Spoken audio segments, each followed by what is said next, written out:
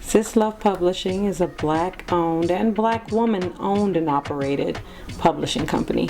It is a bona fide publishing house, meaning we can not only publish our own works of creative writing, business writing, and technical, we can also do that for others.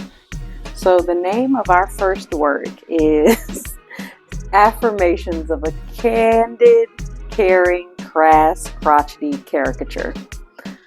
This all came about during a pretty tumultuous time in my life.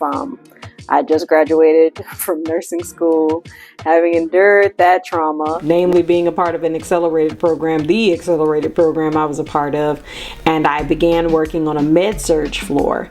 There were a lot of different factors that were involved in the ultimate creation of this book, but along with those troublesome things, my husband and I, in the middle of it all, we're having a very playful conversation with each other. And all of a sudden, in the middle of it all, we started talking about how I was a caring, candid, crass, crotchety caricature. And I was like, you know what? We should make that a title. And he was like, yeah, we should make that a title. And that's kind of how it all started. And everything from there just really flowed from the experiences I was having at the time. The most captivating response that I've gotten from the book has been from a dear friend out in South Carolina. She will remain nameless, but I know she knows who she is. A dear friend out in South Carolina. She's a mother of 3, a grandmom. She and her husband own businesses. They do a lot, and a lot of times when we speak to her in public or when we speak to her in private, she just seems so very overwhelmed with all the hats she wears.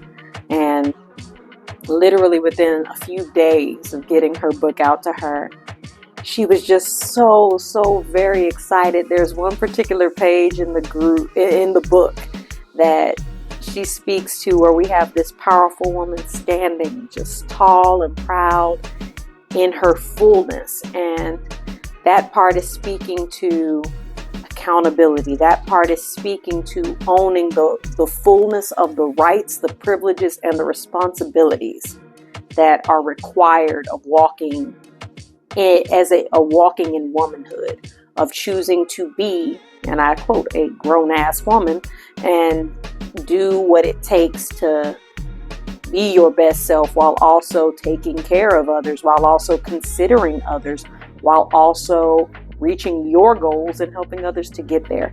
That young lady made my heart smile so deep with the shout out she gave me and how she said she didn't realize how much she needed those words and needed that particular affirmation to make her feel even more seen, even more empowered than what she already is. And that captivated me and just really put me in a space where I know this is needed. It is no coincidence that this book was birthed at the time that it was birthed.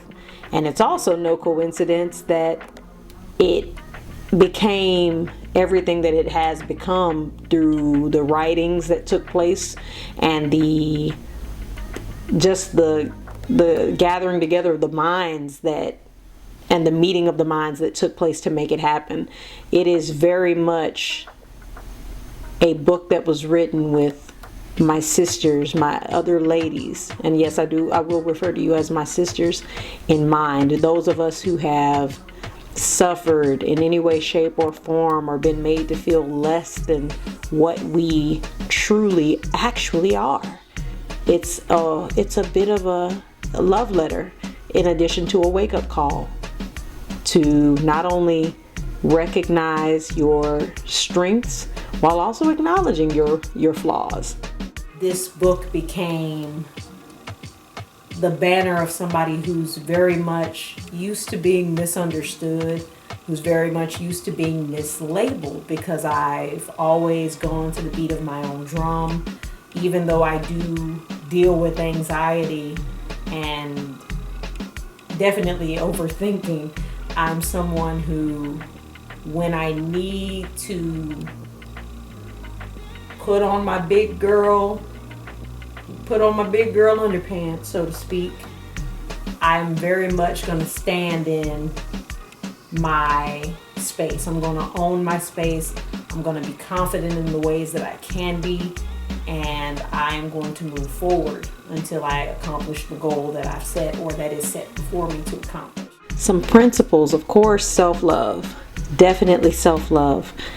We are so often made to feel like we have to be perfect in everything, and if we're less than, then that indeed speaks to us being less than, and that is not at all true. It speaks to us being human. It's kind of like the old saying, to err is human, to forgive is divine.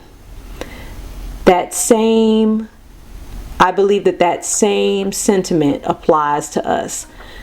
We are human, therefore we deserve grace.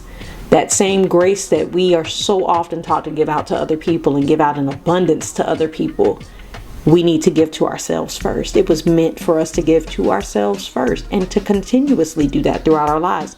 In the same breath, that same forgiveness that we have also been taught to give to others, that God-like forgiveness, that also must be given to self. It needs to be given to self. If you can forgive yourself, if you can give grace to self, then, my dear, you can do anything. It's a means by which to challenge you to go ahead and say, you know what, I've got these strengths, I own these flaws, and I'm going to be the best possible person. Why? Because I can, and I'm capable of doing it. And I'm going to make it a point to help other people feel the exact same way about themselves.